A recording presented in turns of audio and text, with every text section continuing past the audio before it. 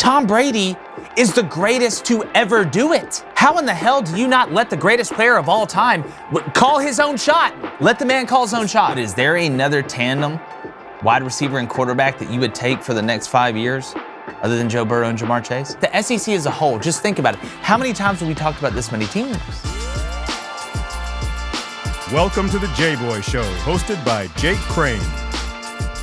All right, everybody, thank you guys for joining us on the Jboy Show. Got a new set, new digs. Very excited to be coming back to you on our YouTube channel. Make sure you hit that subscribe, hit that like button. Got a ton of content to cover. Had a little hiatus, but we are going to run through this, joined as usual by former Michigan quarterback and mountain of a man, David Cohn, my brother Blaine Crane as well. And we have to start, guys, with Tom Brady and the retirement situation. I know with the NFL games, and we're going to get to that with Joey B. Is he the new Tommy B? I'm going to get there. Meanwhile, Matt Stafford, probably the happiest guy to ever leave Detroit, just like probably everybody else that's ever left Detroit, especially to go to L.A.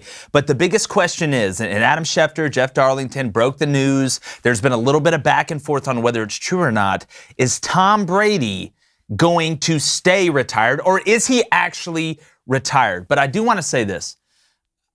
I think it's unbelievably disrespectful, in my opinion. And Tom Brady's dad came out and talked about, well, my son's not retired yet. He hasn't announced this, that, and the other. And I understand that it's a business.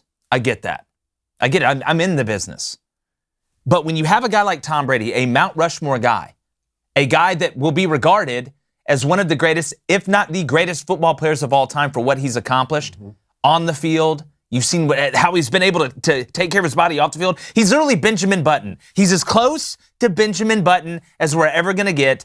And yet, you want to jump the gun and you want to get the story out and leak that he's retiring. And we're going to get that in a second, but I just think when you have a guy like, it'd be different if Carson Wentz was going to retire. When Andrew Luck wanted to retire and join a book club for the rest of his life, which I'm fine with that, whatever, that's different.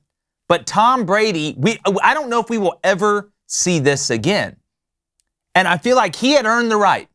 You look at Ben Roethlisberger, did his farewell tour type of thing. Tom didn't do that, but he has earned the right to be able to say, you know what? I want to tell you when I'm done. I want to be the guy that goes out there and says, I've put in all this work. I've defied all the odds. I've won all these games. I want to be the guy that tells you when I'm done. Now, the big question people are still asking is that competitive fire still there? Is it something where, he's going to come out and say, you know what, I'm not retired, this, that, and the other. I do think he's done.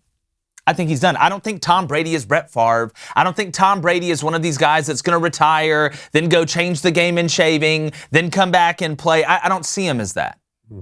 I think he's done. Once he officially retires, but that's what we're asking. Is it fact that he's going through with this? I think it is. Okay. Now, again, I'm more upset with the process of how it went down. And look, Tom, as I said at the beginning, he's defied all the odds. It's been unbelievable. But if anybody in the history of sports has earned the right to say, you know what, I want to do a press conference at noon today. Because, look, I'm sure Adam Schefter and these guys have Tom Brady's number. And the minute that came across your desk, because Tom didn't text it to him. His dad didn't text it to him. Giselle didn't text it to him on the low. Do you not reach out and say, listen, we're going to run with this unless you want to do, even if it's you need to do a press conference by this time, or giving him some buffer room. But Tom Brady is the greatest to ever do it. And the moment that he has earned, which we've watched guys, how emotional they get during these press conferences. It's something they love. It's something they cherish. And that moment is taken away. Now the dad's got to come in and say, well, my son didn't say, and he's being a dad. He's defending his son. But I thought, and I get it's a business, like I said, but I thought it was really a low blow. And I know Adam Schefter's a good guy. Yeah. I know Darlington's a good guy. But Cohn, I'll go to you first. How in the hell do you not let the greatest player of all time call his own shot? Look, let the man call his own shot. It's fairly simple. But he's done. At some point, either Tom Brady is directly your source or he's not. Yeah. So, with Adam Schefter, he's not going through just anyone to get a story this big, right? So either you heard it from Tom Brady and he said, look, I'm officially retiring, okay? Or you didn't. And if you didn't, then this may not be 100% true. I mean, you got his father, you have the team, you have his agent, everyone. Now, the language looks as if it's like, hey, it could be true, but we want to let Tom announce it. But if that's the case, and Tom Brady was directly your source for someone like Adam Schefter, then, you know, I mean, but how would Tom Brady? But why would Tom Brady's dad come in and say, "Well, no, he's not retired"? This because it's not like Tom. Again, didn't like tell you his said, dad. a father may say any sorts of things. I think ultimately it may just be, yeah, okay, guys, look, I am going to retire, but I want to be the one to tell the world. At which case, don't you think he would have said that to Adam Schefter? So either at some point, Adam Schefter and these guys are just breaking the story and not listening to what Tom Brady really wanted, or. I mean, you seem to think the thing about this. Here we go. 7-time Super Bowl champion. Here we go. 5-time Super Bowl MVP. The only person that's allowed to say that Tom Brady's retiring is Tom Brady. So you don't think he's retiring? Of the NFL. Has he said it? No. Has he said it? Has Tom Brady said he's retiring? Let me ask you this. Okay. Do you think Tom Brady's the type of guy? No, number one, this story doesn't get leaked if it's just hog. Adam Schefter and they don't run with something if it's hogwash. That Been much wrong I do before. agree with. That much I agree with. Okay, everybody's wrong, but this is one of the biggest stories of all time. You know what the next biggest story is going to be? When Nick Saban decides to retire. This is one of the biggest stories of all time. So what I think happened, and you know me, I'm not a conspiracy theorist, but what I think happened is it was one of the biggest stories of all time, and Adam Schefter and Darlington didn't want to get left in second place because that's what we know Adam Schefter as. According to my sources. Like, that's him. But again, that language, he hasn't come out and said, Tom Brady told me. Right? And so I feel like he's trying to walk this line between wanting us to know, yes, I heard this from Tom Brady, but at the same time trying to cover. But if Schefter's wrong on this, how much credibility? You lose basically the whole kit and caboodle, the whole man. world, yeah. The whole kit and caboodle. If Nick Saban was going to retire, who do you think would be the first person to come out and say that? Nick Saban would. Nick Saban, right? The GOAT. Who's also the GOAT? Tom Brady. It's Tom. So Brady. you're saying he's not retiring. You're saying he's going to play in 2023. Until he tells me otherwise. I'm not going to listen to Adam Schefter until Tom Brady. You're right, because Adam Schefter never breaks any news. Well, he does break news, but it doesn't mean he's always correct. So you think Tom Brady would do it? So you don't think Tom Brady? So how do you think Adam Schefter got this information? Do you think he just went out, got a fortune cookie and opened it? Well, he didn't get it from his dad. Surprise. That's for sure. I know. Well, where would you get it from? Well, I mean, I don't know his sources, but I know one source that I'm going to listen to, and that's Tom Brady. How long have we been talking about Tom Brady might retire this, might retire that? The time that Tom Brady wants to retire is when Tom comes out and says it. Until then, I don't care who your sources are or anything like that. And until the words come out of Tom Brady's mouth, I don't believe Tom Brady's done. And how great would it be just a revenge tour for Tom Brady? Just set up perfectly. Just set up perfectly for Tom to come back and maybe just win him another one. And then if the words come out of Tom Brady's mouth, that's when I'll believe. He led the league in yards and touchdowns this season. You think he could do it again next season? For sure. Look, if he could be good next year is a totally different argument. That is true. That's not what I'm saying. But I think there's a much better chance. And then I want to move on to Joey B. Yeah. The Swagalicious. Joey Ballgame. Joey Bird. But anyways, my biggest thing is this, and it's pretty simple.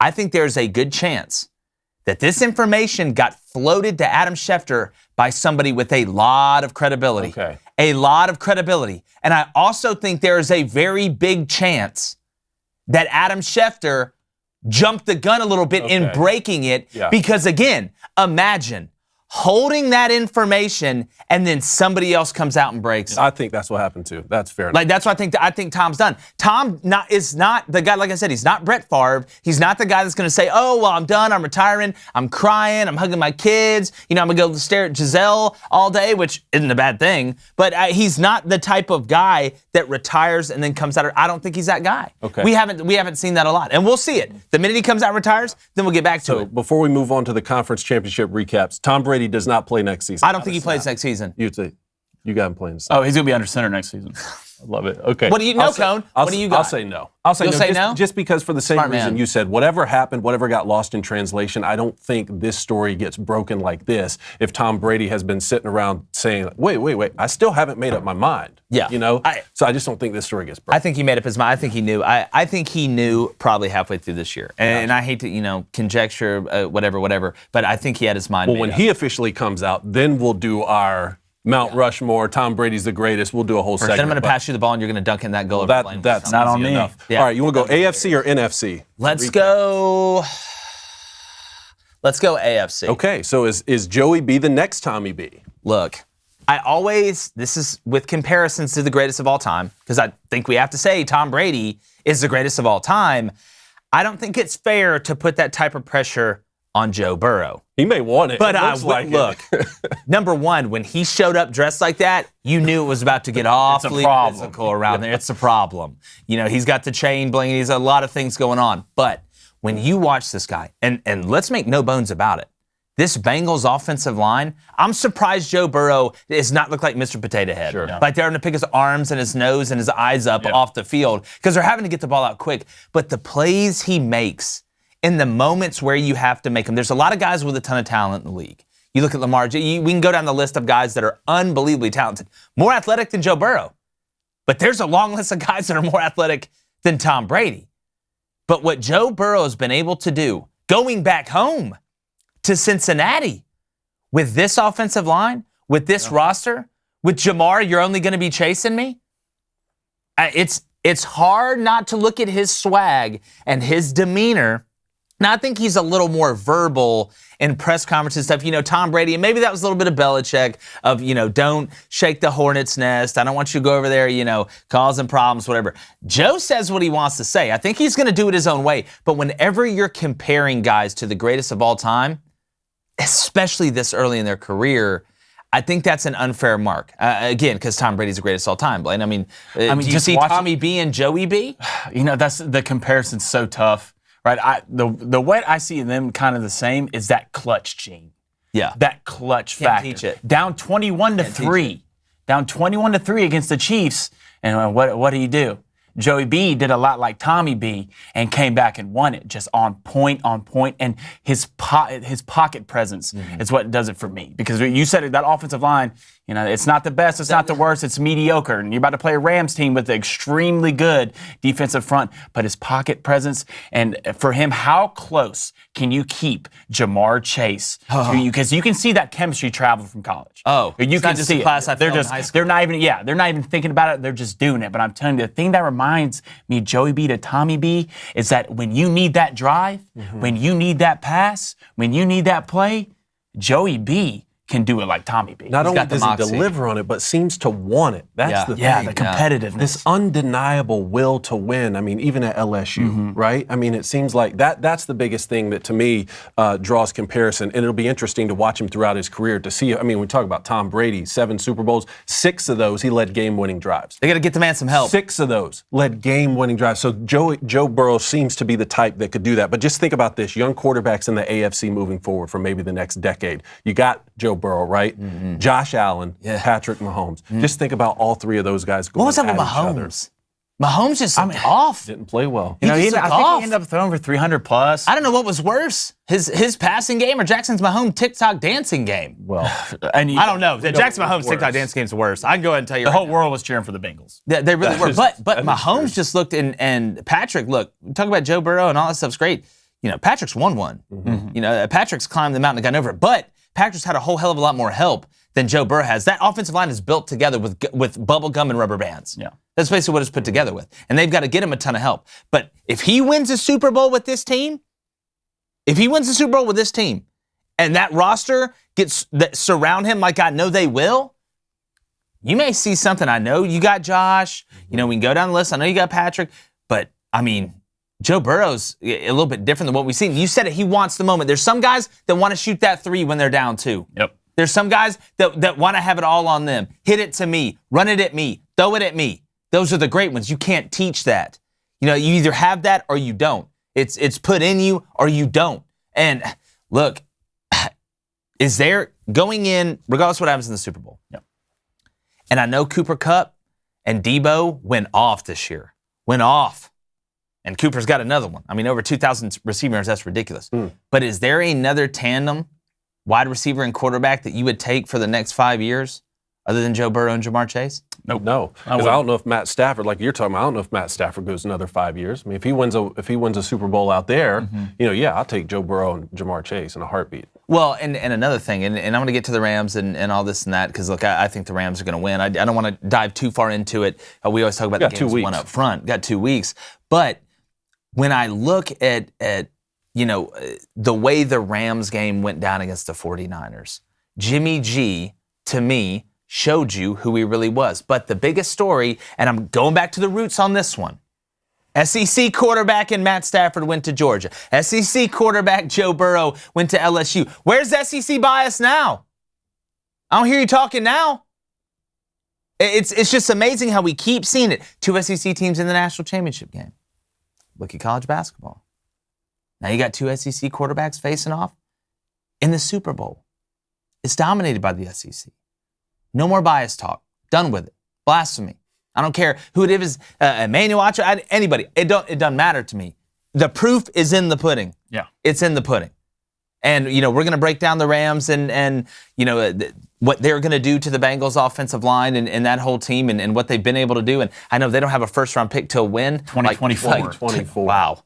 Look, well, you sell the farm. You sell the farm, but it's amazing you're hosting the Super Bowl this year. And I want to look up this stat.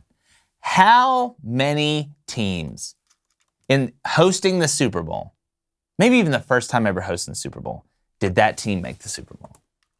You mean what when the stadium was brand new? When the stadium was brand new. Oh, okay. It's amazing. No one's won it at home until the Bucs did it. Yeah. And now it could be 2 very years true. in a row, which conspiracy theory. I mean, what are the odds of that? I don't need to get That's what I'm started. saying. It's either going to be on one side of the coin or the other. It's going to be, well, it really never happened, but it's happened the last 2 years, even though I know it's happened before, or this happens a lot more than we think. I don't think them playing at home will be the biggest factor in this game. It's not like a college football. No, the biggest factor is going to be the offensive everyone line. who's at the Bengals game is going to be at that line. game regardless where it is. You Yeah, know what I'm saying? I'm so excited for this game. I know you talk about the Jalen Ramsey, Jamar Chase match. Oh, I cannot wait to see, because if I'm the Rams, Jalen's falling. You got to follow him around the field. Oh, Either without side, a doubt. 100%. You got to follow him. Without a doubt. Without got a shadow. Hey, I'm glad he can cover because he can't catch, though. Oh, my goodness. Somebody Could put have his sealed I that don't- twice yesterday. DB talked about this on social media. Some of them can. Why do you always say that? They play Why do you- receiver. so what about the 2 interceptions? What about the interception at the end? DB can't catch? No, they can't. How many? Cooper Kupp dropped the ball. He can't catch. How many catch? How many drop? One? Okay. How many Jaquaski Tart drop? At least one, right? Just one. Not at least one. Because he came out He today and dropped said, I one. cost the team the game. He dropped one. Look. How many wide receivers can go out there and backpedal and cover a guy running 4-4? Not a lot. When you can't touch him after 5 yards. I will say the DB, defensive back's the hardest position to play. When basically it's COVID protocol after 5 yards, can't touch him. It's the hardest position to play in football. It just is. It just is. Especially when you get to that level in the NFL, those guys are so fast. Well, the problem, and so strong. Well, here's the thing. And you're moving when back. you have guys, and I used to watch the Patriots do this all the time, and a lot of teams do this, and this is why I think Cooper Kupp, one of the reasons he's so nasty, is it basically turns into option routes. Yeah. Yeah. You play inside leverage, I'm going outside. You play outside leverage, I'm going inside. And you can't square the guy up and give him a two-way go, or he's going to toast you like a toaster strudel. That's why you're seeing a lot more bunch sets. That back guy in the bunch gets the option route. And when you can't put your hands on him, it's a turkey shoot for some of these guys. That's why it's amazing when they cover them the way they do. But I do want to move on. Speaking about cover, I said something going on a year and a half, maybe What'd over. you say? And I don't want to come on here and, Yeah, you do. Yes. Yeah, you do. I don't want to come on Yeah, here. you do. I said I thought the SEC would have the best basketball conference within the next 2 years. You did say that. So after this Big 12 SEC challenge, we saw Kentucky go to Kansas. I have it right here. Wasn't close. And give a selfie to Bill Self. Kentucky 80, Kansas 62. It was, and listen, there'll be people say, oh, well, look, it's because Ty Washington's back. He went 1 of 9. Keon Brooks dropped 27. Jboy's cleaning the glass like he's the CEO of Windex. Kentucky, and look, Bill Self said it unbelievable before the game. It's a great quote. Bill Self's a hell of a coach. Yeah. And to go in Fog Allen in front of, there wasn't 2,000 people there like there was when Texas went and beat Kansas. That place was going bananas. Kentucky went in there and dominated them from the start, from the jump, from the tip. They held them underwater and didn't let them breathe. But this Kentucky team is not like these one-and-done Kentucky teams with all these premium freshmen that are going to be, top 5 picks, but it takes them a while in college. You've got what Bill Self said, you want talent over experience. But what you really want is experienced talent. So you have now veteran guys at Kentucky. To me, and Blaine, you said it, and I've got to give you credit. This is the most complete Kentucky team I've seen since 2012. Yep. And I know they had Anthony Since Davis. 2012. I know they had Anthony Davis when they won the Natty with Anthony Davis, but that team had a little bit of everything. This team, I know they don't have a ton of depth. And if they keep getting beat up and Ty goes down and Severe Wheeler, and if nobody calls a screen for him, I mean, he's running into brick walls every 3 games, Kentucky is Final Four and national championship good. But people will say, oh, well, if they had Ty Washington, they'd have beat Auburn. I don't know how you could say that. I don't know how you could say that. Also, in that game, Walker Kessler absolutely outplayed Jboy. He did. And he did. It's just a fact. And Jboy's always going to get his, but Walker Kessler was able to score. He was able to contain him, and they didn't kill him. He didn't let him go on stretches where it's offensive rebound, then one and done on the defensive rebound, one and done on the defensive rebound. And didn't get in foul trouble. But he's a double-double machine. He's going to win Player of the Year. To me, going in, it was Abaji from Kansas who's throwing up stupid numbers, and Jboy from Kentucky. Okay. And I think Jboy, and they won by 18, guys. This wasn't a, Hail Mary from half court. They didn't close their eyes and hit a 3 at the buzzer to win the game. They dominated from the word go. So Kentucky handles Kansas. Number 1 ranked Auburn handled Oklahoma. 86-68. Was a lot closer than the final score indicated. Auburn ran away a little bit at the end. Walker Kessler and Jabari Smith, I think, combined for 44 points. Jabari, who, in my opinion, should be the number 1 pick, coming off of shooting, 20% shooting at Missouri, comes back to this one, and he just gets to the elbow, and it's just beautiful. It just makes sense. You can't stop. He's an NBA player. You can't stop. When you watch, there's some guys, and I think sometimes people don't realize he's 6'10". There's some guys, when you watch them play, you watch and you're like, that's different. Yeah. That's just different. Whether it's the fall-away jumper, making the mid-range jump shot cool again, that's hard to do. You mean Jabari Smith? Yeah. It's hard to do. And he's only getting better. This Auburn team's for real. I legitimately believe, guys, that if they don't put Kentucky and Auburn in the same, which, Kentucky will fight for that one. Kentucky's fighting for the 1 line. Auburn's almost there. Yeah. Talking about seeding. But if Kentucky's a 1 and Auburn's a 1, you could see Kentucky and Auburn in the Final Four. For sure. You could really see Kentucky, and you could have 2 SEC teams, and they're that good. And you look around the rest of the country, and that's where I want to transition, Baylor and Alabama. That's the big Alabama. I don't understand it. You can understand it. The only way in my mind to explain it, because you always have to go back to style of play, right? You have to look at the style of play. Alabama, to me, is either feast or famine. They're either hitting they're only shooting 31% from 3 this year. Mm-hmm. But when they're hitting, they play defense. They do. When they're not, unlike last year, because last year, great teams can win in multiple ways, right? I say this on the show every time I get on. Great teams can win in multiple ways. Because you get in the NCAA tournament, what if the threes aren't falling? You're not going to score 90 points a game. You got to be able to play defense, what Herb Jones was able to do, what John Petty was able to do, hell, even what Alex Reese was able to do. But this Alabama team, you saw him guard Baylor, and you have to say, listen, L.J. Cryer was out for Baylor, and he's a big-time sharpshooter, big time. But Alabama defensively actually looked like they played hard, actually looked like they wanted to play defense. But how do you beat Baylor and Gonzaga and Houston and lose to Georgia, Missouri, and Iona? Yeah, I get it. I know Davidson, I think, is in the top 25 now, but this Alabama team, this is the craziest resume I've ever seen. Mm-hmm. They're the most Jekyll and Hyde team I've ever seen. And now, we're going to talk about this tomorrow, they're going to go into Auburn Arena on a Tuesday matchup with another opportunity. They have 5 wins against the top 15. 5. They have some of the best wins, if not the best resume with the best wins on it, and then the worst losses. It's Dr. Jekyll and it's Mr. Hyde. Yep. But to me, it makes you nervous on taking a flyer on that team in the NCAA tournament. Okay, so do you think this said more about Alabama's potential or more about Baylor's vulnerability? Well, look, Baylor's 3-3 in their last 6 games. And it's not like and I know they've been beat up, but Baylor's got depth. Baylor's got talent. Baylor's huge. Look at Baylor's size compared to Alabama. And now Alabama was 22 of 28 from 2-pointer and shot the 3 pretty decent. Quinterly, when he shows up and he's hitting shots, they're different. Shackelford's been playing great the whole year. Best guards in the country. But Baylor, to me, I mean, you lost, what was it, Oklahoma State at home? Mm-hmm. I mean, you lost 2 games at home. Texas Tech at home, I believe, as well. Mm-hmm. Those are 2 home. You're 3-3 in the last 6. I think Alabama, again, has shown you how good they can be, but they haven't shown you they can be consistent. So we really know who Alabama is. As far-fetched as it is, as on one end of the spectrum, then on the other end of the spectrum as Alabama has been, we know who Alabama is. That's their identity. They're consistently inconsistent. Yeah. But with Baylor, we haven't seen, and I know LJ's been hurt, and I know Akinjo had the tailbone injury. He wasn't 100% in the game. And don't sleep on Scott Drew. But when you're looking at Baylor, to me, Meyer's got to be even more aggressive. I heard some people talking about, well, he needs to wait and let the game come to him. Matthew Meyer for Baylor, when LJ Cryer's out, you got to go get the bag. Yeah.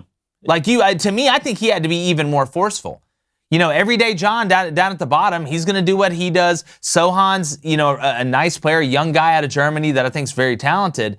But without Cryer, they needed somebody to just give him that extra shot of consistency. That guy that Akinjo could drive in the paint, kick for the 3, have the threat of kicking for the 3. That way you can drive and finish and get the and 1. But I think it says more about Baylor. I don't think Baylor is, because again, Davion Mitchell was a dog. Defense. Like last year, Baylor would just suffocate you to death.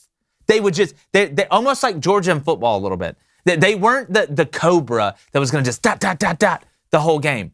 What they were going to do is they were going to get theirs. They were going to work it down low. They were going to kick it out. They could play in transition, but they would get you in your half-court set and they would squeeze you to death. They would just squeeze you to death. So I think it says more about Baylor. Mm-hmm. But what's crazy to me is, now when the SEC wins games like this, you're not shocked. Yeah. Am I shocked that Kentucky beat Kansas that bad? No. Am I shocked that Alabama beat Baylor at home? No. So what do you think about some of these? Because they did have, this was a great litmus test for the SEC. It was. This weekend. What do you think about some of these losses that were kind of bad losses? LSU had a bad loss. Tennessee had a bad loss. Even Texas A&M. Well, I'll start with Tennessee. A&M, look, and followers of the show, they know this. I don't want to call A&M fraudulent because I think Buzz Williams has done the most with the least out of any coach in the SEC. Mm-hmm. But we say this word all the time. Gravity, right? I'm not just talking about a song on a John Mayer album. A&M's roster isn't that talented. You can only play, there's so many games in a basketball season, you can only play and punch above your weight for so long. Now, if the SEC was the old SEC, I think they could get away with it a little bit more. But there's really no nights off. Not even at Georgia, ask Alabama. Not even at Missouri, ask a couple teams, including Alabama. So, I want to start with the Tennessee game because you had Rick Barnes going back to Texas, a place that he went to. He got fired from Texas, okay? They fired him. He went to the NCAA tournament 16 out of 17 years. But it was getting stale at the end. They didn't go far with Kevin Durant. The fan base wanted more in the tournament. And look, it kind of worked out for both parties. I mean, Chris Beard's there now. Rick Barnes doing a good job at Tennessee. But Tennessee came back from down 17 to tie it, I think, with 51 seconds to go and make it a game. But Tennessee, I'm not sold on Tennessee. LSU and Tennessee are very similar to me. I'm not sold on either. And I know all our LSU fans are like, oh, well, Pinson was on limited playing time. Look, TCU's not the Harlem Globetrotters, guys. Yeah, LSU's defense has disappeared. They have disappeared. Yeah. They put on the invisibility cloak. I wonder if they're hanging out with Hagrid, eating unicorn meat out in the shed. Or whatever. What do you live in, a hut? Hagrid in that big hut? Don't act like you don't know, Cone. Don't act like you don't know. Vaguely, I know it. Yeah, vaguely. You probably went there. Y'all about the same size. Yeah. You're actually a little taller. Yeah, you're actually a little taller than Hagrid. I'm just waiting to see you coming out from the sky in a tricycle. But so, wow. When you look at LSU, offensively, they've been challenged the whole year. But it seems to me, when I watch them play, it's more just, and I have no problem with free-flowing. I mean, Bruce Pearl's free-flowing. There's a lot of offenses that work free-flowing. But LSU really doesn't have sets that they can go to and say, all right, guys, here's what we're going to do. Here's how we're going to get points. Here's how we're going to manufacture points. Everything looks so hard for LSU. It looks hard for Tennessee. I mean, John Fulkerson, you want to talk about disappearing? He's been on the back of a milk carton. Where's Justin Powell at? He's passing the ball. This kid at Auburn was 14, 15 a game, bringing the ball down, playing point guard. I don't know if he scored a point. Oh, it's ridiculous. Well, Justin Powell's not trying to find a shot. He's not trying to find a shot. But Tennessee runs a very different style. Now, Tennessee is not running the style that Bruce ran and that LSU seems to be trying to run. Because, again, I want to get to Tennessee in a second, but when you watch LSU, when they get into the half-court set, I think Eric Gaines has a chance to be a really good player. I don't know if he's going to be an NBA guy, but he's still so raw running that offense. He doesn't make great decisions a ton. Darius Days, you know what you're going to get from Darius Days. He can hit a three with a hand in his face every now and then, but he's not a dynamic scorer. But Tari Eason, to me, is the best player on their team. I don't even know if it's really close. Offensively and defensively, He played so good at Alabama. That was a steal. That was a hell of a steal. The guy's unbelievably athletic. He's an NBA player. But when you look at Tennessee, and Blaine said, I don't trust Vakaitis. Not realizing that it's Vescovy, he changed it. Vakaitis is the guy on semi-pro. Semi-pro. Blaine the whole ride up here was like, man, I just don't trust Vakaitis. I was like, neither does Jackie Moon. Corn dogs, Jackie, for all these people. Make it a Bush Bavarian. LSU's bench is just nowhere. Yeah. You have O'Neal, had 3 rebounds, no points. You got 4 points. Shaq? From Shaq O'Neal? They wish it was Shaq. Yeah. But Wilkinson with 6 points. Easton 16, Days 14. You're going to get what you can get out of these guys. But their bench, and that's when we kind of come back to depth. That Auburn team's so good. They can play 11 to 12 guys. Well, let me ask you this, Blaine. Pinson's a good player. For sure. He's a really good player. How bad does it hurt them for him? I know he played limited minutes, but even with Pinson playing at a high level, I don't think LSU is dropping 75, 80 a game. I just don't see it. Now, early in the year when they were playing teams, I think they were like 12-0, somewhere around there. They didn't play the greatest schedule. That's why it took them a year and a half to get ranked. But they were able to hurry up, to get in transition, to get the offense flowing a little bit easier. Even when they were running sets, they were able to out-athlete people. But you find out how good of an offensive player you are when guys are staying in front of you. Like, great example, Oklahoma. They stayed in front of Auburn's guards pretty much the whole game. But you were able to still score 86 points. I don't think LSU can do that, even with Pinson. Tennessee, Ziegler, I think it's a great story. He's not a top-level guy. Vescovy is a shooting guard. That's what he is. He's a catch-and-shoot guy. He's not a guy that's just gonna roll up 20, 25 every now and then that's a dynamic scorer.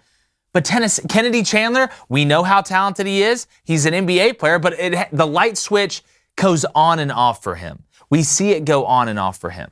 That's why, I just don't trust Tennessee in the tournament. I don't trust LSU in the tournament. Alabama. Their front what court, team are you going to get? Even with their backcourt as good as it is, J.D. Davison is a liability. He made some plays down the stretch that were phenomenal towards the end of the game. Wrong. But he'll turn the ball over in a heartbeat. For sure. Well, again, he freaked out against Gonzaga and had a heck of a game, and then goes through stretches and lulls. To me, for JD, it's more defensively. You think so? A lot of it's defensively. He shot the ball extremely well against Baylor. Yeah, and look, the shots. He's talented enough. The more shots and the more experience he takes, and he's young. But they expected him to come in and be a Jabari Smith level guy. Yeah. I was looking. He was top 10. Draft pick going in. Okay. And he has the tools. Everybody can see that. But it's kind of being careless with the ball. And even against Baylor, there was times where he was careless with the ball. Especially early in the game. Jawan Gary, I thought, was the difference. That's a great point. Game versus Baylor. I think he ended with 15, almost a double-double on boards, man.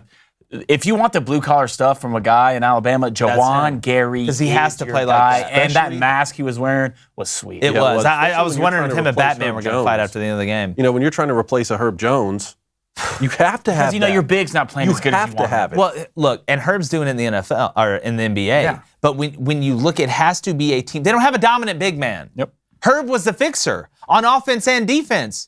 He could go down and guard the post. And Petty. He could get 15 rebounds. Petty could get down there. Petty's defense was night and day compared to where it was at the end of last year to where it was at the beginning. People forget he got suspended by Nate Oates. People forget that. Oh, I did forget that. He got suspended by Nate Oates and then turned it on. But comparing this Alabama team to the other Alabama team, I don't think is fair. But looking around the rest of the league, Florida with a nice win against Oklahoma State without Castleton, man. And they didn't have the other big man, Jabunti, I believe his name's got hit in the eye. I think he's out for the rest of the year. But Castleton, Florida, the way they have to play without Castleton is just shooting threes and hoping. And then the second half against Oklahoma State, at one point, I think there was 12 or 13 minutes to go in that game, Florida had shot 30 threes already. 30 of them. 30 of them. Live or die by it. And you live by the sword, you die by it, and it's scary as hell. And they're on the bubble. They're right on the bubble. But the one that shocked me the most, and look, Texas Tech, I think Texas Tech's the best team in the Big 12. But Mississippi State, I thought, would give them a little bit more than what they did. If you watch Mississippi State, they're so sneaky. And came back, really should have pulled one out against Kentucky, but didn't. Molinar, NBA player. Yep. You got the guards. You got him in the NC State transfer. Shaquille kid. You've got Tulu Smith. I know he's been hurt. You get down low. You got Garrison Brooks down low. You got Jeffries, who's a big guard that can handle the ball. When Jeffries plays well and he goes in there and wants to rebound and wants to be physical, I'm telling you guys, Mississippi State gets in that tournament. If they get in and they're healthy, they're scary. They're scary. But the SEC as a whole, just think about it. How many times have we talked about this many teams? Yeah, no, it's fun. It's fun to watch for sure, top to bottom. Last season we really thought the Big Ten might be the best conference. This is a good point you made earlier in the basketball, year. You made a good point on this. And because we were restricted to interconference play, we really didn't know. And they were exposed as fraudulent in the tournament. Yeah. Really. Yeah. Okay. So now we have something like this, an SEC Big 12 challenge right in the middle of the year. Great litmus test. But what do these conferences, not just the SEC, but especially them, what do they need to move forward to make sure that it's not a disappointment come tournament time? I mean, does an SEC team, or if you're looking at the Big 12, because I really thought the Big 12 could win this challenge, do they need to have the overall champion? Do they need to get multiple teams in the Final Four? Like, how are you going to judge it so that we don't have the disappointment we had last season? It's a great question. I look at it in increments. All right, number one, how many teams do you get in the tournament? Mm-hmm. I mean, if the SEC gets 7, possibly 8 teams in the tournament, that's a huge win right there. Why? Goes back to recruiting. You look at the NBA draft. The way the SEC has really overtaken everybody else to start getting guys not only drafted in the first round, but high in the first round. There's multiple teams you can look at that have consistently, even Georgia, when they couldn't win an inter-squad game, got Anthony Edwards drafted number 1 overall. But getting in that tournament is one. Number 2, because if you get 8 teams in, look, I'm not a mathematician, any stretch of the imagination, but out of those 68 teams, you've got to put some SEC teams that are going to eventually play each other. Yeah. So I think looking at who advances to the Sweet 16, I think that's very possible, because I do think the committee does a good job of not saying, all right, first round, Mississippi State, you got LSU. They're not going to do that. You may see some in the second round, but I do think they try and even it out in a pretty good way. And again, you have some teams that win conference tournaments. We didn't think we were going to win conference tournaments and automatically get in there. But I think you look at the Sweet 16, and after that, you want 2-3 teams in the Elite Eight. You want a team at least in the Final Four. Yeah. And if they can cut down the nets, then great. But I think you look at how many teams get in, then you look at that Sweet 16, and then after that, it's just where it lays, because you start eliminating teams. I mean, look, Auburn's run the Final Four. They ran into Kentucky, right? Mm-hmm. They ran into Kentucky in the Elite Eight. So those 2 teams don't play each other. You could add 2 SEC teams. Yeah. They're in the Final Four. Well, look, the Big Ten last year got a lot of teams in. That's what made it such a disappointment. Whenever they're like one and done, losses right away. Look what the Pac-12 did last year. I know. Nobody talked about the Pac-12. UCLA, they ran through our whole household, man. It's a single elimination tournament. Johnny Juzé. I mean, we're not talking. There is no tomorrow. That's why I go back to what I was saying earlier. The teams that advance in the NCAA tournament typically have old guards, right? Yeah. But they can win in multiple ways. If the shots are, it's just like any sport. Balance keeps you on the beam. You can't be one-dimensional. Purdue, I love Purdue this year, but they scared the hell out of me because they remind me a lot of Iowa from last year. Mm-hmm. Iowa was blowing the bulbs out of the scoreboard with Luka Garza. Yep. Absolute monster down low. But they were, I think, 80th, somewhere around there in total defense. Purdue's 85th. You watched the way they absolutely fell off the jungle gym against Ohio State when they were up 20 at home. Now, Ivy pulled it out of him because Ivy's 100% witch. And he's at top, I would take him with a top 5 pick. Yeah. For sure. But Purdue, it's another team. I look down low, you got Zach Edey, who's straight out of Mordor at 7'4". You got Trevion Williams, who's one of the best passing big men I've seen in a long time, the dancing bear down there. I think Purdue will do something in the tournament, but Indiana did punch them in the face. They did punch them in the face. Then Indiana totally forgot at home against Michigan. Well, your boys. Wow. Who then forgot against Michigan State. First of all, what happened? Yeah. Second of all, how dare you? You fell off that cliff quick. Yeah. Look, Michigan was a great story. I'm still interested to see how Juwan Howard, because if you look, Michigan just hadn't seemed to get into a flow the whole year. It's been clunky. Dickinson is a stud. He's a stud. And he came back to be better than this. Not him personally. And I'm not leaving him for dead yet, but we're running out of time, Cone. Running out of time. It's February. And you lost to Michigan State like that? Have some pride. And Michigan State's not exactly the best Michigan State team Tom Izzo's ever had either. Fact. Max Christie, that dude, he's smooth. He's smooth as Land O'Lakes, man.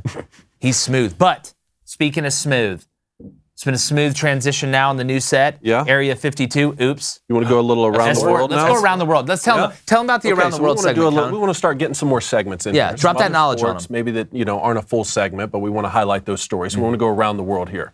You want me to start? You start. Look, Rafael Nadal captured his 21st major this weekend, okay? I'll lay my biases bare here for you guys. I'm a huge Rafael Nadal fan, all right? I just love the way he competes. I love the way he carries himself. This is the first time that he has overtaken Roger Federer in major tournaments, okay?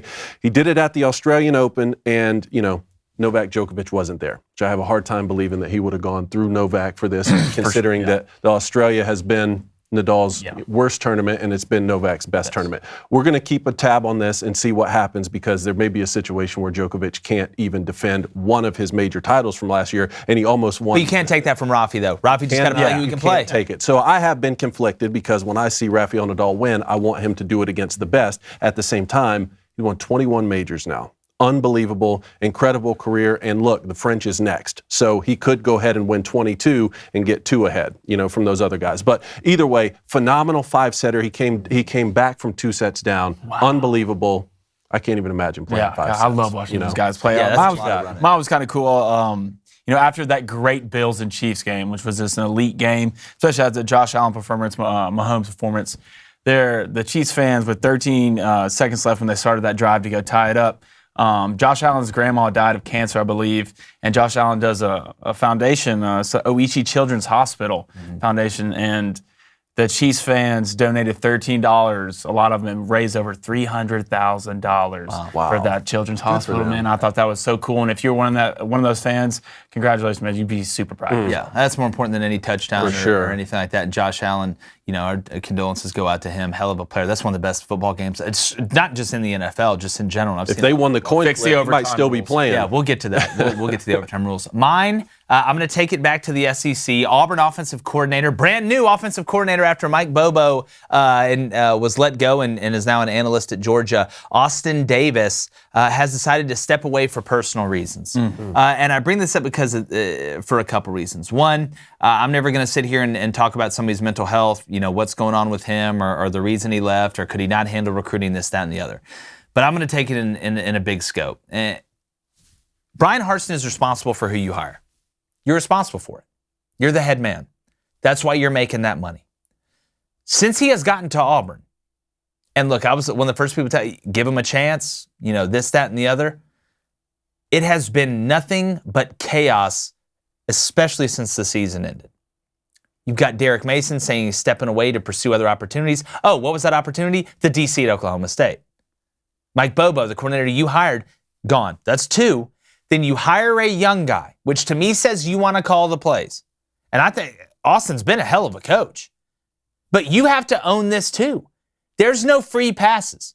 You can't have your cake and eat it too, regardless of the situation. You are the head coach. You are the one in charge. And there has been nothing but chaos in this Auburn program since the offseason. And at some point, chaos can't be tolerated if you're not winning. I think what you are seeing with all this stuff in the offseason, and you look at Bruce Pearl having the number 1 team in the country, there is a ton of pressure on. There's already a ton of pressure when you sign up for the job. But when you start out 6-2, and you blow leads the way that they blew them, and you make decisions that they have made that have led to coordinators leaving, you've been through 3 coordinators now. 3 coordinators. And you're about to hire a 4th in less than 2 years. And oh, by the way, next year you go to Georgia. You go to Bama. This does nothing but add more negativity to the plate that if they go 5-7 next year, you better win next year. Or I think he may be gone. But the list continues to add up and pile up for Brian Harsin and Auburn. So new former offensive coordinator Austin Davis leaving Auburn. We appreciate you guys checking us out. Make sure you subscribe. Hit that like button as well. Always great talking. Going to keep mixing up. Got a great show for you tomorrow. And like the month of January, we're going. Gone.